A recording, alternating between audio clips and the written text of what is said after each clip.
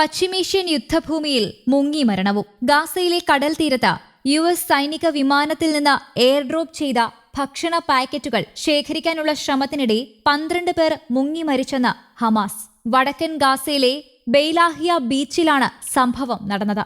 100 കണക്കിന് പേരാണ് ഭക്ഷണ പാക്കറ്റുകൾ ശേഖരിക്കാനായി ബീച്ചിൽ തടിച്ചുകൂടിയത്. ഇതിനിടെ ചില പാക്കറ്റുകൾ കടലിലേക്ക് വീണെന്നും ഇവ ശേഖരിക്കാനായി തിരക്ക് കൂട്ടിയതിനിടെയാണ് അപകടം സംഭവിച്ചതെന്നുമാണ് വിവരം. ഇതിനിടെ എയർ ഡ്രോപ്പ് ചെയ്ത 3 പാക്കുകൾ പാരച്യൂട്ട് തകരാറ് മൂലം ലക്ഷ്യം തെറ്റി കടലിൽ പതിച്ചെന്ന് US അറിയിച്ചു. എന്നാൽ ഇവ ശേഖരിക്കുന്നതിനിടെ ആർക്കെങ്കിലും ജീവൻ നഷ്ടപ്പെട്ടോ എന്ന് US-ന് സ്ഥിരീകരിക്കാനായിട്ടില്ല.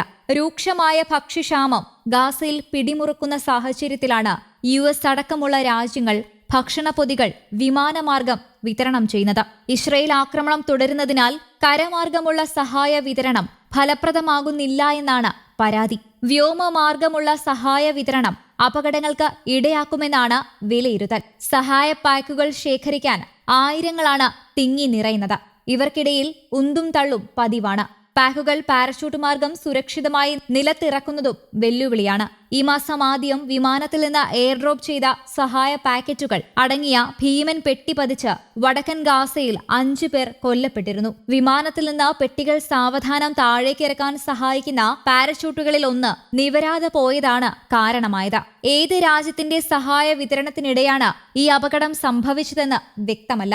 വകവയ്ക്കാതെ ഇസ്രായേൽ ആക്രമണം തുടരുകയാണ്. ഗാസയിൽ അടിയന്തരമായി വെടിനിർത്തൽ വേണമെന്ന് UN രക്ഷാസമിതി ആവശ്യപ്പെട്ടിട്ടും കൂസലില്ലാതെ ഇസ്രായേൽ. കഴിഞ്ഞ 24 മണിക്കൂറിനിടെ ഗാസയുടെ വിവിധ ഭാഗങ്ങളിലുണ്ടായ ഇസ്രായേൽ ആക്രമണങ്ങളിൽ 76 പേർ കൊല്ലപ്പെട്ടു. തെക്കൻ നഗരമായ റാഫയിൽ മാത്രം 24 പേർ കൊല്ലപ്പെട്ടു. ഇതോടെ ഗാസയിലെ ആകെ മരണം 32,400 കടന്നു. ഇതിനിടെ തെക്കൻ ലെബനനിലെ ഹിസ്ബുള്ള കേന്ദ്രങ്ങളിൽ ഇസ്രായേൽ നടത്തിയ വ്യോമാക്രമണത്തിൽ 7 പേർ കൊല്ലപ്പെട്ടു. കൊല്ലപ്പെട്ടവരെല്ലാം ഒരു പാരാമെഡിക്കൽ കേന്ദ്രത്തിലെ വോളണ്ടിയർമാരാണെന്ന് ഹിസ്ബുള്ള പറയുന്നു. ആക്രമണത്തിന് തിരിച്ചടിയായി വടക്കൻ ഇസ്രായേലിലേക്ക് ഹിസ്ബുള്ള നടത്തിയ റോക്കറ്റ് ആക്രമണത്തിൽ ഒരു കൺസ്ട്രക്ഷൻ തൊഴിലാളിക്ക് ജീവൻ നഷ്ടമായി. അതേസമയം ഇസ്രായേൽ നടത്തുന്നത് അന്താരാഷ്ട്ര നിയമങ്ങളുടെ ഗുരുതര ലംഘനമാണെന്നും ഇസ്രായേൽ അധിനിവേശത്തിന്റെയും നിർബന്ധിത കുടിയേറ്റത്തിന്റെയും ക്രൂരമുഖമാണിതെന്നും സൗദി വിദേശകാര്യ മന്ത്രാലയം പ്രസ്താവനയിൽ കുറ്റപ്പെടുത്തി.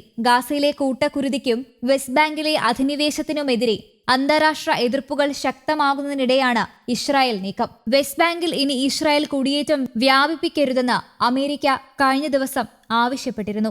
UN മനുഷ്യാവകാശ വിഭാഗവും ഇസ്രായേലിന് നേരത്തെ മുന്നറിയിപ്പ് നൽകിയിരുന്നു. അന്താരാഷ്ട്ര നിയമങ്ങളുടെയും നിയമസാധുത പ്രമേയങ്ങളുടെയും തുടർച്ചയായ ഇസ്രായേൽ ലംഘനം അന്താരാഷ്ട്ര വ്യവസ്ഥയുടെ വിശ്വാസ്യതയെ ദുർബലപ്പെടുത്തുകയും ദുരാഷ്ട്ര പരിഹാരത്തെ അടിസ്ഥാനമാക്കിയുള്ള നീതിയും സുസ്ഥിരവുമായ സമാധാന സാധ്യതകളെ ദുർബലപ്പെടുത്തുകയും ചെയ്യുമെന്നും സൗദി പ്രസ്താവനയിൽ ചൂണ്ടിക്കാട്ടി. ഇസ്രായേലിന്റെ തീവ്രമായ കുറ്റകൃത്യത്തിനെതിരെ രംഗത്തിറങ്ങാനും ഇത്തരം അതിക്രമങ്ങൾ ഉടൻ അവസാനിപ്പിക്കാനും പിടിച്ചെടുത്ത പലസ്തീൻ ഭൂമി തിരികെ നൽകാനും അന്താരാഷ്ട്ര സമൂഹം മുന്നോട്ടു വരണമെന്നും സൗദി ആഹ്വാനം ചെയ്തു.